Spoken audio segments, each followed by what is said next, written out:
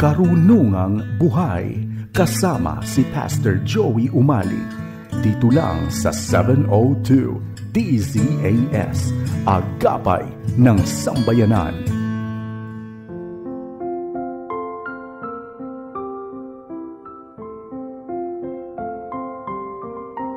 Pastor Joey Umali, samahan mo kami rito sa Karunungang Buhay. Isang mapagpalang araw sa iyo, kaibigan. Purihin ang Panginoon sa muli nating pagniniig dito sa ating lingguhang programang Karunungang Buhay. Nais kong batiin sa araw na ito na nagdiriwang ng ika-22nd anniversary ang Shekinah UMC sa Perpetual Heights Subdivision sa San Fernando City, Pampanga, sa pangunguna ni Pastor Moises Sichon at sa masipag nilang leader na si Asyom Angeles. Kita-kita tayo mamaya. Next Sunday naman, January 28, ang inyong lingkod ay tagapangaral sa pagdiriwang ng Marcela Church of Christ Disciples sa San Jose del Monte, Bulacan, sa kanyang 48th anniversary sa pangunguna ni Pastor Samuel Salen. Handa mo bang iwan ang lahat para kay Jesus? Ito ang pag-uusapan natin ngayon dito sa ating programa sa pamamagitan ng pagbubulay-bulay sa Mateo 4:12 hanggang 22. Hayaan ninyong basahin ko ang magandang balita Biblia ng Mateo 4:12 hanggang 22. Nang mabalitaan ni Jesus na ibinilanggo si Juan, bumalik siya sa Galilea, ngunit hindi na siya sa Nazareth nanirahan kundi sa bayan ng Capernaum na nasa baybayin ng lawa ng Galilea na sakop ng Zebulon at Neftali. Sa gayon, natupad ang sinabi ni Propeta Isaias, lupain ng Zebulon at lupain ng Neftali, daan ang papunta sa lawa sa ibayo ng Jordan sa Galilea ng mga Hentil. Ang mga taong nasa kadiliman ay nakakita ng maningning na ilaw. Sa mga nakatira sa lilim ng kamatayan ay sumikat ang liwanag. Magmula noon ay nangaral si Jesus, itinuturo niyang magsisi kayo at talikuran ng inyong mga kasalanan sapagkat malapit nang dumating ang kaharian ng langit. Minsan, naglalakad si Jesus sa tabi ng lawa ng Galilea. Nakita niyang naghahagis ng lambat sa lawa ang dalawang mangingisda, si Simon na tinatawag ding Pedro at ang kapatid niyang si Andres. Sinabi ni Jesus sa kanila, sumunod kayo sa akin at gagawin ko kayong mga mangingisda ng mga tao. Noon di iniwan nila ang kanilang mga lambat at sumunod kay Jesus. Nagpatuloy siya ng paglalakad at nakita rin niya ang magkapatid na Santiago at Juan na mga anak ni Zebedeo. Sila'y nasa bangka kasama ng kanilang ama at nag-aayos ng lambat. Tinawag din sila ni Jesus. Agad nilang iniwan ang bangka at ang kanilang ama at sumunod kay Jesus. Ang mga talatang ito na aking binasa ay tumutukoy sa pagpapasimula ng ministeryo ng ating Panginoong Hesus sa Galilea, specifically sa Capernaum na nasa baybayin ng lawa ng Galilea na sakop ng Zebulon at Neftali. Ayon sa mga historians, ang mga taga-Galilea ay mga top people na pwedeng maging mga sundalo pero hindi papasa bilang mga scholars. Sa 4 na ebanghelyo, ang aklat ni Mateo ay laging nag-uugnay kay Jesus bilang katuparan ng mga hula ng lumang tipan, kung kaya't ang talagang target ng kanyang aklat ay ang mga Hudyo. Ganito ang wika sa verses 15 and 16 ng ating aralin. Lupain ng Zebulon at lupain ng Neftali, daan ng papunta sa lawa sa ibayo ng Jordan sa Galilea ng mga Hentil. Ang mga taong nasa kadiliman ay nakakita ng maningning na ilaw. Sa mga nakatira sa lilim ng kamatayan ay sumikat ang liwanag. Sa mga taong wala pang Kristo, talagang magulo at madilim ang buhay. Walang patutunguhan kundi kamatayan. Kaya nga't sinabi ni Jesus sa Juan 8:12, "Ako ang ilaw ng sanlibutan. Ang sumusunod sa akin ay magkakaroon ng ilaw sa kanyang buhay at di nalalakad sa kadiliman." At sa Juan 14:6, "Ako ang daan, ang katotohanan at ang buhay. Walang makakapunta sa Ama kundi sa pamamagitan ko." Sa kasaysayan ng paglikha, ang unang nilikha ng Diyos ay ang liwanag sapagkat nang wala pang liwanag, ayon sa Genesis 1:2 ay ganito ang description ng mundo. Ang lupa ay walang hugis o anyo, dilim ang bumabalot sa kalaliman at kumikilos ang Espiritu ng Diyos sa ibabaw ng tubig. Hanggat hindi tinatanggap ng tao si Kristo bilang kanyang Panginoon at tagapagligtas, ang buhay niya'y nababalot ng kadiliman. Ano ang unang hakbang na dapat gawin ng tao? Itinuro ni Jesus sa verse 17 ng ganito, "Magsisi kayo at talikuran ang inyong mga kasalanan sapagkat malapit nang dumating ang kaharian ng langit." Ipinagpatuloy ni Jesus ang pangaral ni Juan Bautista na naghanda ng kanyang daan. Kailangang pagsisihan ng tao ang kanyang kasalanan. Kailangang ialis ang kasalanang sumisira sa kanyang image bilang nilikhang kalarawan ng Diyos. Pagkatapos ng pagsisisi ay ang pagtalikod sa kasalanan at pagtanggap kay Jesus bilang Panginoon at tagapagligtas. Ang kasalanan ay hindi maaaring paulit-ulit na gawin at pagkatapos ay humingi ng patawad.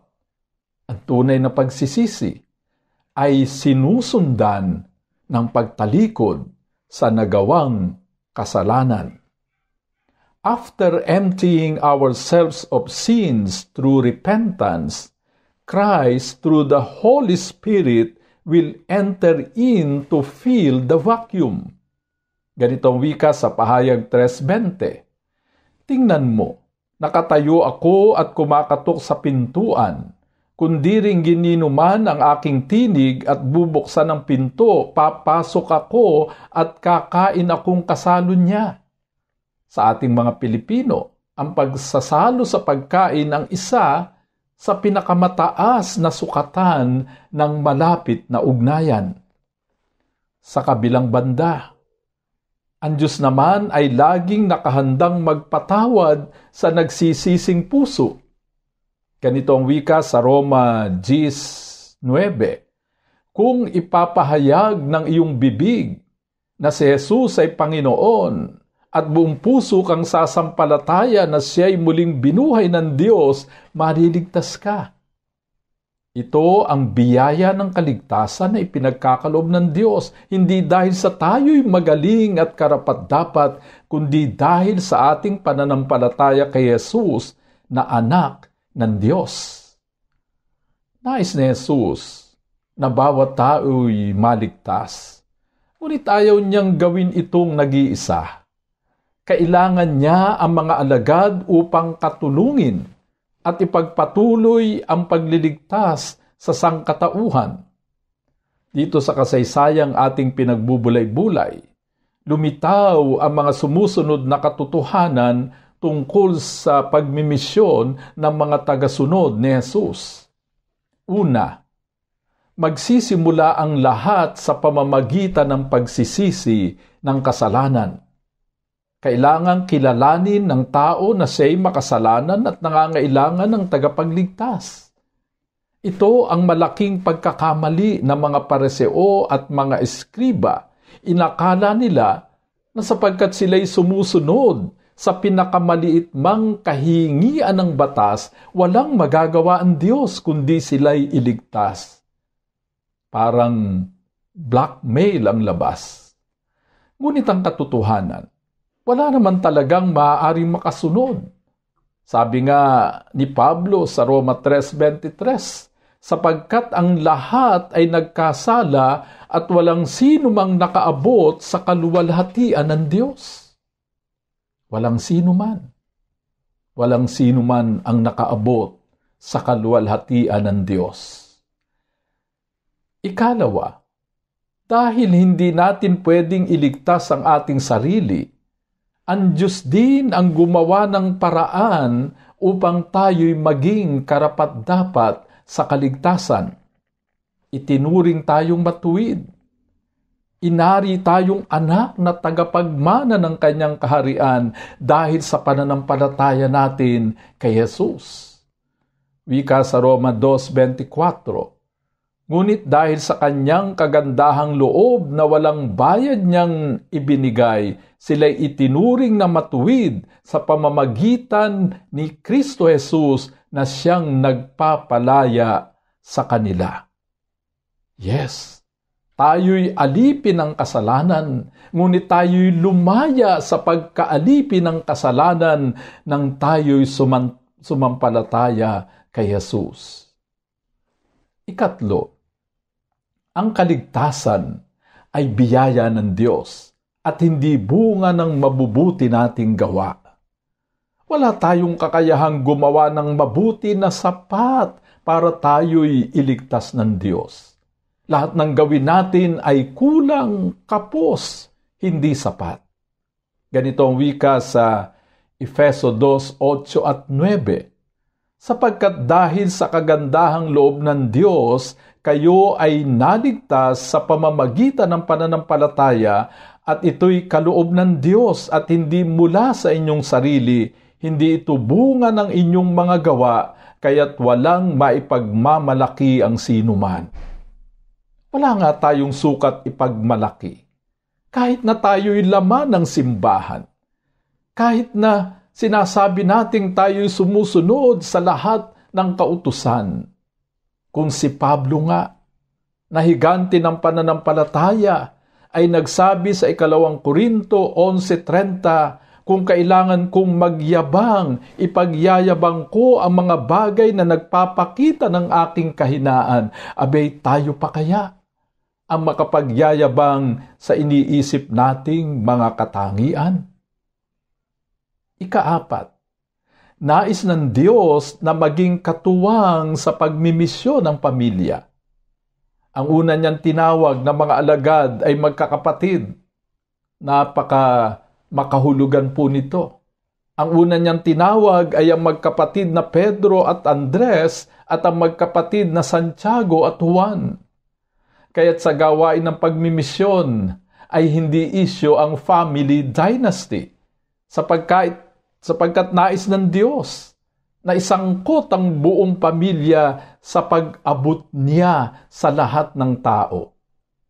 Nais gamitin ng Diyos sa pagmimisyon ng pamilya.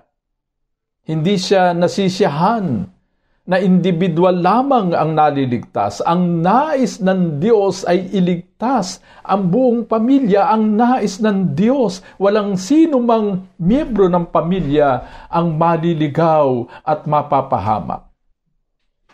Nang tanggapin ni Sakeo si Jesus bilang Panginoon at tagapagligtas, iniutos niya rito na kailangan pumunta sila kaagad sa tahanan nito.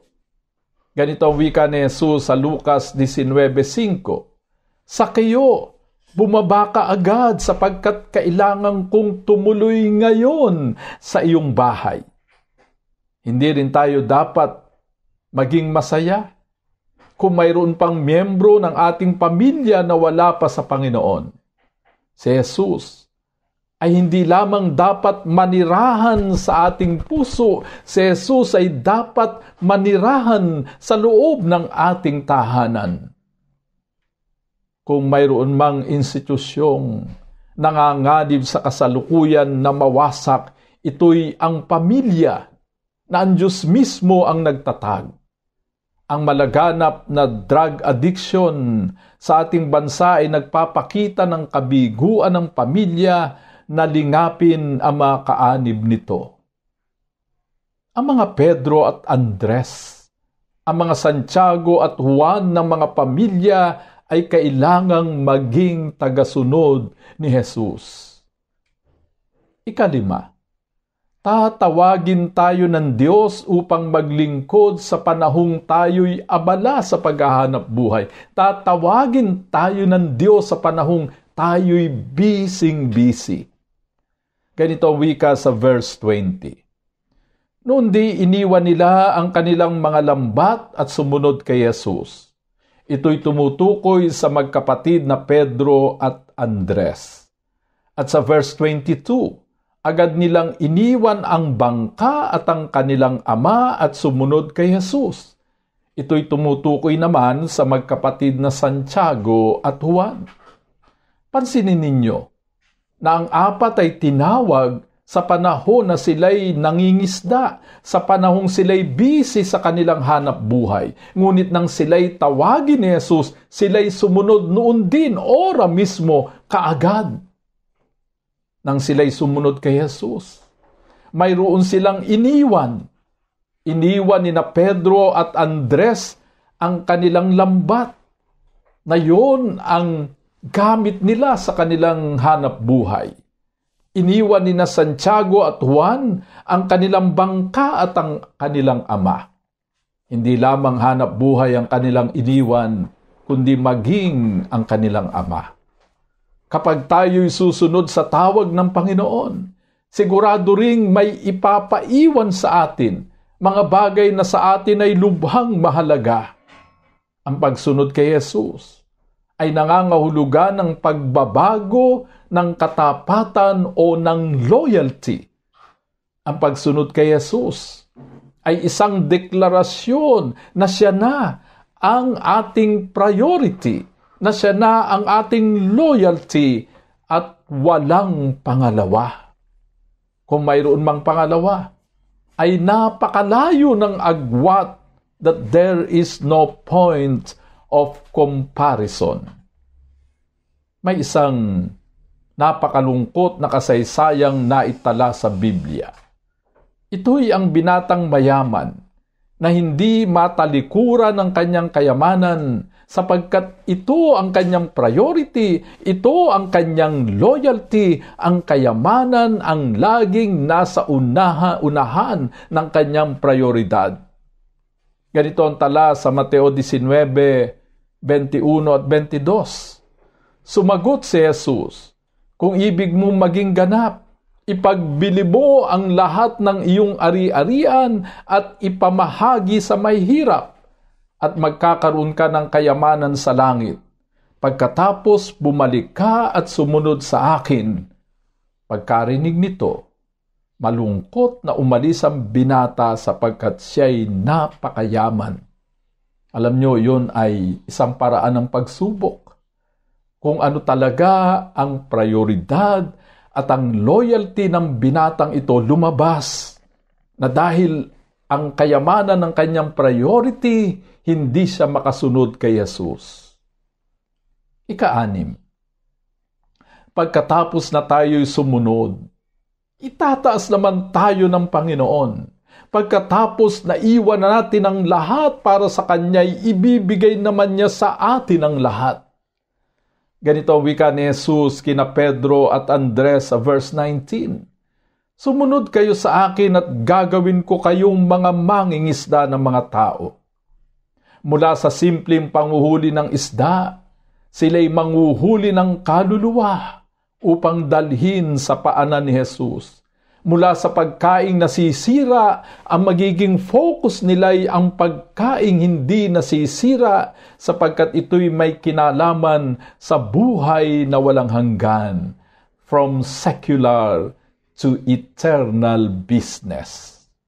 Ganito naman ang ginagawa ng Panginoon sa kanyang mga tagasunod. He transforms them from one degree of glory to another. Ganito ang wika sa 2 Korinto 3:18. At ngayong naalis na ang talukbong, nagniningning sa ating mga mukha ang kaluwalhatian ng Panginoon. At ang kaluwalhatiang iyan na nagmumula sa Panginoon na siyang Espiritu, ang siyang magbabago sa atin mula sa isang antas ng kaluwalhatian hanggang tayo'y maging kalarawan niya. Sa pamamagitan ng ating pananampalataya kay Jesus, binabago tayo ng Diyos at tayong mga binago ng Diyos ang gagamitin niya upang baguhin ang daigdig. Tayo'y manalangin. Marami pong salamat, dakilang Diyos, sa kasaysayan ng pagtawag mo sa unang 4 na alagad, na matapos mo silang baguhin, ay ginamit mong instrumento ng pagbabago. Panginoon, kami pong mga tagasunod ngayon, tulungan niyo rin kami, baguhin niyo rin kami, upang ang laging maging number 1 naming priority at loyalty ay ang iyong anak na si Jesus, at nang sa gayon, maging instrumento rin kami ng pagbabago. Ito ang aming dalangin sa pangalan ng Ama, ng Anak, at ng Banal na Espiritu. Amen. Maraming salamat sa inyong patuloy na pagsubaybay sa ating lingguhang programang Karunungang Buhay. Tandaan mo, mahal ka ng Diyos, kahapon, ngayon, at bukas.